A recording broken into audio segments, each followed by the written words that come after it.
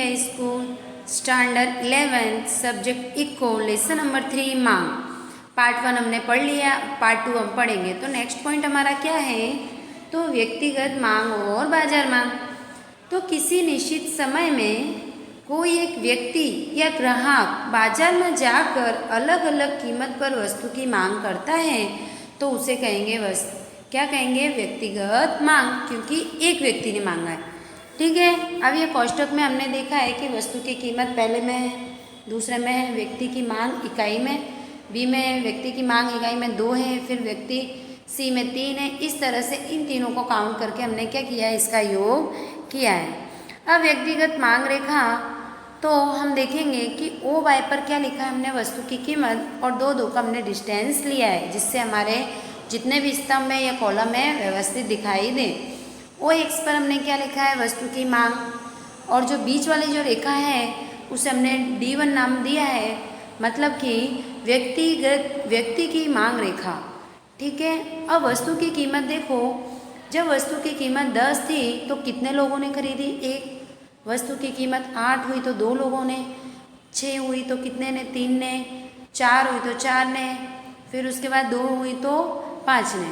इस तरह से जैसे जैसे वस्तु की कीमत घट रही है वैसे वैसे वस्तु की तो मांग बढ़ रही है। अब नेक्स्ट देखेंगे हम दूसरे में कि व्यक्ति की मांग रेखा, जो बी हमने दूसरा वाला कॉलम है उस पर से हम देखेंगे। तो ओ वाई पर हमने वस्तु की कीमत, उसी तरह वस्तु की मांग लिखी हमने ओ एक्स पर, और जो बीच वाली जो रेखा है उसे हमने व्यक्ति की मांग रेखा बताया और इसका नाम D2 रख दिया है हमने। ठीक है। तो जब वस्तु की कीमत कितनी थी, तो 10, तो मांग कितनी थी, 2। वस्तु की कीमत 8 हुई तो मांग 3, वस्तु की कीमत 6 हुई तो मांग 4, वस्तु की कीमत 4 तो मांग कितनी हुई, 5, और लास्ट में वस्तु की कीमत जब 2 हो गई है तो मांग कितनी है, 6 है।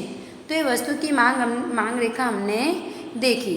अब हम इसी तरह से तीसरा भी देखेंगे, सी व्यक्ति की मांग रेखा। तो जब ओ वाई एक्स पर हमने उसी तरह लिखा है। ठीक है। जो रेखा है उसको हमने वही नाम दिया है। ठीक है। और देखो तीसरे कॉलम में जब वस्तु की कीमत 10 थी तो कितने लोगों ने खरीदा, 3, मतलब ए नाम दे दिया है। वस्तु की कीमत 8 थी तो 4 लोगों ने खरीदा तो बी दे दिया है। फिर वस्तु की कीमत कितनी थी, 6, तो कितने लोगों ने खरीदा, 5, तो सी नाम दे दिया है। जब वस्तु की कीमत 4 थी तो 6 लोगों ने खरीदा है तो उसे क्या नाम दे दिया हमने, तो डी। जब वस्तु की कीमत 2 हुई तो कितने लोगों ने खरीदा, तो 7, तो उसका नाम हमने दे दिया ई। तो ये जो रेखा है उसे हमने डी तरह से बताया। ठीक है। अब नेक्स्ट हम देखेंगे बाजार मांग रेखा। ठीक है। तो उसी तरह हमने लिखा है वस्तु की कीमत ओ वाई पर, और लिखा है हमने क्या लिखा है, ओ एक्स पर हमने क्या लिखा है, वस्तु की मांग, वो भी इकाई में। जब वस्तु की मांग वस्तु की कीमत कितनी थी, 4, तो कितने लोगों ने खरीदा, 6 लोगों ने। वस्तु की कीमत 8 हुई तो कितने ने खरीदा, 9 ने। मतलब इन तीनों को हमने क्या कर दिया है, प्लस कर दिया है। ठीक है। फिर जब वस्तु की कीमत 6 हुई तो 12 लोग ने खरीदा है। जब वस्तु की कीमत कितनी हुई है, 4 हुई है तो कितने ने खरीदा है, तो 15। फिर वस्तु की कीमत 2 हुई है तो कितने लोगों ने खरीदा है, तो 18। तो इस तरह से बाजार मांग रेखा इसका हमने योग बताया। अब देखेंगे मांग की सापेक्षता, मांग को असर करने वाले कितने सारे परिबल होते हैं, उसमें क्या होता है, समय के अनुसार परिवर्तन आता है, और मांग में जो परिवर्तन होते हैं उसे मांग की सापेक्षता दर्शाया जाता है। यह मांग आधारित परिबल है, स्वतंत्र नहीं। परिबल व्यक्ति द्वारा वस्तु की मांग के आधार पर व्यक्ति की वस्तु के संदर्भ में क्या होती है, पसंदगी होती है, आय और कीमत पर रहता है। ठीक है। इन परिबलों को अनुपात को हम क्या कहते हैं, तो सापेक्षता कहते हैं। मांग के मूल्य सापेक्षता, तो मांग के अनुसार अन्य परिबल क्या हो, स्थिर हो, और कीमत में कमी हो तो मांग में क्या होता है, विस्तार होता है। कीमत में वृद्धि होने पर मांग में संकुचन होता है, मतलब कि कमी होती है। तो हम कह सकते हैं इन दोनों के बीच में जो संबंध है वो कैसा है, व्यस्त है, मतलब उल्टा संबंध है। और यह बात मांग के नियम में स्पष्ट होती है। कीमत में होने वाले परिवर्तन मांग में कितना परिवर्तन करेंगे उससे समझ मांग का नियम नहीं देता, जिससे वस्तु की कीमत होने से परिवर्तन होता है, तो ये समझ मांग की मूल सापेक्षता से हमें प्राप्त होती है। अब मांग की जो मूल सापेक्षता है तो उसका अर्थ मांग की मूल सापेक्षता वस्तु की कीमत मांग के बीच अनुपातिक को संबंध दर्शाता है, जो हम एक सूत्र के अनुसार देख सकते हैं कि मांग की मूल सापेक्षता बराबर मांग में प्रतिशत परिवर्तन कितना हुआ और अपोन में कीमत में प्रतिशत परिवर्तन। देखो एक्स वस्तु की कीमत में 1% में कमी हुई तो मांग में 5% की क्या हुई, वृद्धि हुई। उसे हमने सूत्र में ई बराबर एक्स मतलब वस्तु की कीमत में परिवर्तन, फिर अपॉन एक्स वस्तु की कीमत परिवर्तन, ठीक है, बराबर मतलब 5% के परिवर्तन हुआ अपॉन 1% का परिवर्तन बराबर 5/1 बराबर 5। तो इस तरह से हमने देखा कि मांग की मूल सापेक्षता को समझते हुए कहते हैं कि वस्तु की मांग की मूल सापेक्षता में कमी हो या अधिक हो तो कीमत बढ़ोतरी के परिणाम स्वरूप मांग में होने वाले परिवर्तन कमी हो या बढ़ोतरी हो तो हम कह सकते हैं कि मांग में होने वाली कमी अधिक या कम हो उस पर रहता है। किस पर रहता है, वस्तु की कीमत के ऊपर। जैसे जैसे वस्तु की कीमत बढ़ेगी वैसे वैसे मांग में परिवर्तन होगा और वस्तु की कीमत घटेगी तो ज़्यादा से ज़्यादा क्या होगा, मार्केट में मांग बढ़ेगी, मांग में वृद्धि होगी। नेक्स्ट पॉइंट है हमारा मांग की मूल सापेक्षता के प्रकार। तो इसके कितने प्रकार हैं तो 5 बताए। संपूर्ण मूल सापेक्ष, संपूर्ण मूल अनपेक्ष, इकाई मूल सापेक्ष, मूल अनपेक्ष, इस तरह से है। अब नेक्स्ट पॉइंट है हमारा संपूर्ण मूल सापेक्ष मतलब ईपी बराबर यहाँ पर वस्तु की कीमत अत्यंत अल्प परिवर्तन मतलब थोड़ी सी कमी हो लेकिन अमर्यादित परिवर्तन होता है तो जिससे हम क्या कह सकते हैं, मूल सापेक्ष मांग कह सकते हैं, ठीक है। अब हम सूत्र पर से समझेंगे कि ईपी बराबर मांग में होने वाले परिवर्तन वो भी प्रतिशत में अपॉन कीमत में होने वाले प्रतिशत परिवर्तन बराबर अंत। देखो वस्तु की कीमत हमने जो संपूर्ण मूल सापेक्ष है वो हमने डी रेखा बताई है और ओ एक्स पर हमने क्या बताया, वस्तु की कीमत, और ओ एक्स पर हमने क्या बताया, वस्तु की मांग। इस प्रकार मांग का वास्तव में कोई अस्तित्व दिखाई नहीं पड़ता। अर्थशास्त्र के सिद्धांत को हमें समझना ये खूब ही आवश्यक है। आकृति में जो डी रेखा है वह क्या है, क्षैतिज रेखा को समांतर दर्शाती है और अनंत क्या है, अमर्यादित है। नेक्स्ट हम देखेंगे पॉइंट है हमारा संपूर्ण मूल अनपेक्ष मांग। यदि वस्तु की कीमत में कितना भी परिवर्तन किया जाए लेकिन वस्तु की मांग क्या हो, स्थिर रहे, मतलब मार्केट में लोग मांग नहीं करें तो वस्तु की मांग को संपूर्ण अनपेक्ष कहते हैं। जैसे कि के वस्तु की कीमत में 10% की क्या हुई, बढ़ोतरी हुई, तो जिसके परिणाम स्वरूप के वस्तु की मांग में कोई परिवर्तन न हो तो उसे संपूर्ण अनपेक्ष कहेंगे। तो ईपी बराबर क्या बताया, मांग में जो भी परिवर्तन हुआ हुआ, और नीचे बताया कि कीमत में होने वाला प्रतिशत परिवर्तन बराबर 0% का परिवर्तन, कोई परिवर्तन नहीं हुआ है, और नीचे बताया है कीमत में 10% का परिवर्तन हुआ है।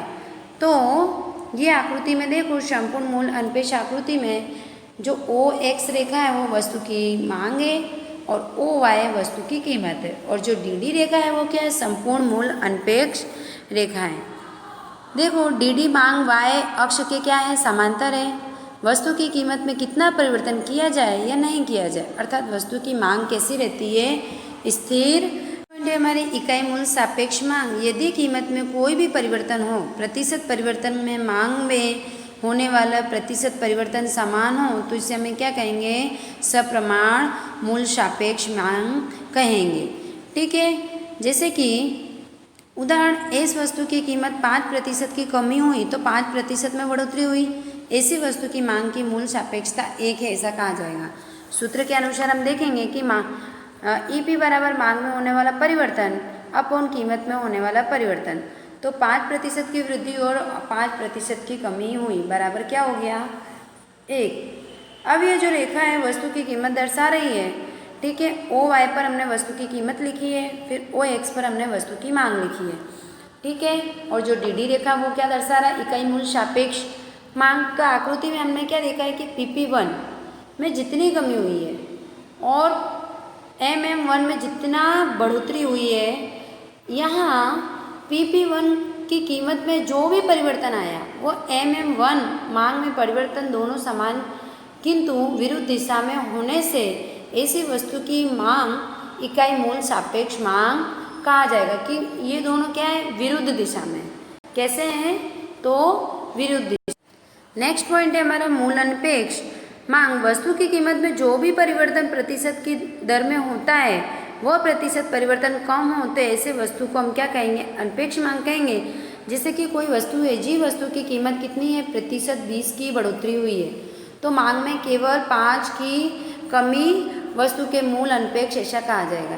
तो EP बराबर क्या है, मांग में जो भी परिवर्तन हुआ वह अपोन में कीमत में होने वाला परिवर्तन।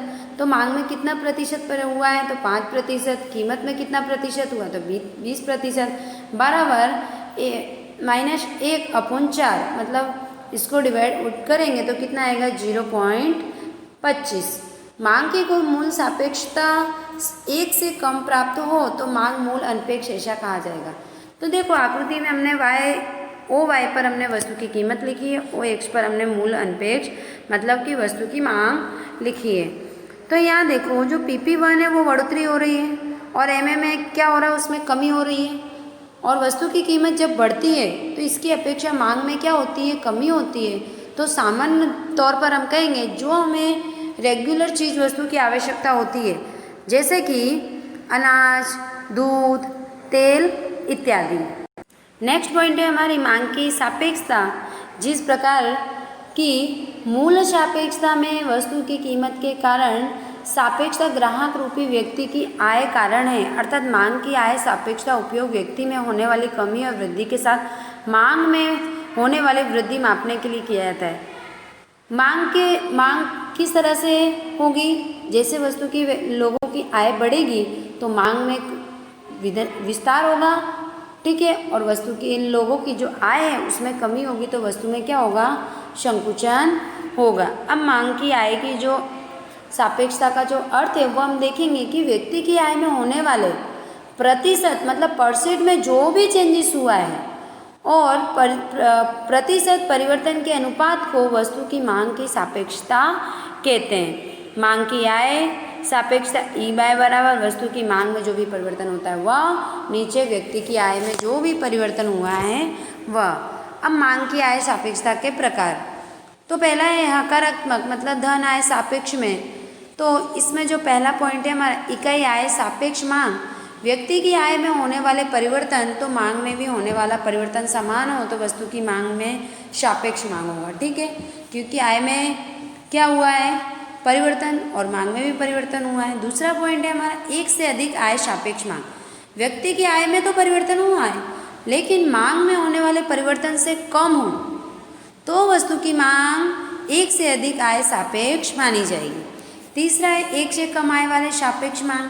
व्यक्ति की आय में होने वाले जो भी परिवर्तन हो और मांग में होने वाले परिवर्तन से अधिक हो तो वस्तु की मांग को एक से कम आय सापेक्ष हम कह सकते हैं। अब नेक्स्ट पॉइंट हमारा क्या है, नकारात्मक आय सापेक्ष मांग। तो इसमें ग्राहक रूपी व्यक्ति की आय में बढ़ोतरी होने से कोई भी व्यक्ति हो उसकी आय अधिक हुई, इनकम अधिक हो गई, तो मांग घटे तो व्यक्ति की आय में कमी होने से वस्तु की मांग बढ़े तो ऐसी वस्तु की नकारात्मक आय सापेक्ष मानी जाएगी। मतलब कि आय बढ़ी है तो मांग तो नहीं घटनी चाहिए लेकिन यहाँ पर घट रही है तो हम नकारात्मक कह सकते हैं। जैसे कि प्रोफेसर सर रॉबर्ट गिफन ने कहा है कि वस्तु गिफन वस्तु में के रूप में जानी जाती है, जैसे कि बाजरा, कोदो, मोटा कपड़ा, पामोलिन तेल, वनस्पति घी। ये कैसी है वस्तु, गिफन वस्तु है जिसे हमें ज़्यादा आवश्यकता नहीं पड़ती। नेक्स्ट पॉइंट है शून्य आय सापेक्ष मांग। जब ग्राहक या कोई व्यक्ति की आय में परिवर्तन हो, मांग में परिवर्तन न हो तो उसे शून्य सापेक्ष कहेंगे, ठीक है। जैसे कि नमक हुआ, पोस्ट कार्ड हुआ, टाकड़ी, ये दिया सिलाई, इसमें भले कितनी भी कमी कर दी जाए लेकिन लोग अधिक इस चीज़ की डिमांड नहीं करेंगे क्योंकि ये हमें ज़्यादा यूज़ करना नहीं होता है। नेक्स्ट पॉइंट है हमारा कि मांग की प्रतिमूल्य सापेक्षता। इसमें पहला पॉइंट है हमारा स्थापन वस्तु। यदि कोई वस्तु के वैकल्पिक रूप से उपयोग में ली गई कोई भी वस्तु को स्थापन वस्तु कहेंगे। जैसे कि सामान्य रूप से एक वस्तु के बदले में अन्य वस्तु उपयोग में ली जा सकती है तो उन्हें क्या कहेंगे, स्थापन वस्तु। ठीक है। दूसरा पॉइंट है हमारा पूरक वस्तु। यदि वस्तु एक दूसरे के साथ जुड़ी है तो उसे हम पूरक वस्तु कहेंगे। जैसे कि मोबाइल है तो मोबाइल के साथ में क्या जुड़ा होगा, तो सिम कार्ड। तो बिना सिम कार्ड के मोबाइल चलेगा नहीं, तो इसको पूरक वस्तु कह सकते हैं। यदि वस्तु की कीमत में परिवर्तन हो और अन्य वस्तु की मांग में कोई असर ना हो तो हम प्रतिमूल सापेक्षता का उपयोग कर सकते हैं। अब इसे हम सूत्र द्वारा देखेंगे कि मांग की प्रतिमूल्य सापेक्षता बराबर x वस्तु की कीमत में परिवर्तन, y वस्तु की कीमत में होने वाला परिवर्तन। अब नेक्स्ट पॉइंट हमारा लास्ट है कि मांग की मूल सापेक्षता मानने की पद्धति। तो हम किस तरह से माप सकते हैं, तो मांग का नियम वस्तु की कीमत में परिवर्तन के कारण होता है, किंतु वस्तु की कीमत 10% परिवर्तन करने से वस्तु की मांग में किस प्रकार का परिवर्तन होगा ये हम नियम द्वारा समझ सकते हैं। वस्तु की कीमत में जो भी परिवर्तन होता है उसे मापने की पद्धति को हम क्या कहते हैं, मूल सापेक्षता कहते हैं। तो इसे अलग अलग तरह से मापा जाता है, जैसे कि अनुपात की रीति से, कुल खर्च की रीति से और भौमितिक रीति से। विद्यार्थी मित्रों, लेसन नंबर 3 जो हमारा डिमांड है मतलब कि मांग, वो लेसन कंप्लीट हुआ। आप स्वाध्याय के क्वेश्चन आंसर जैसे कि MCQ आंसर इन 1 वर्ड है, शॉर्ट क्वेश्चन है और शॉर्ट नोट है और विस्तार पूर्वक है, ये सारे क्वेश्चन आंसर आपको क्या करना है, लिखना है, याद करना है। अब मेरे चैनल को आप लाइक करो, सब्सक्राइब करो। Thank you.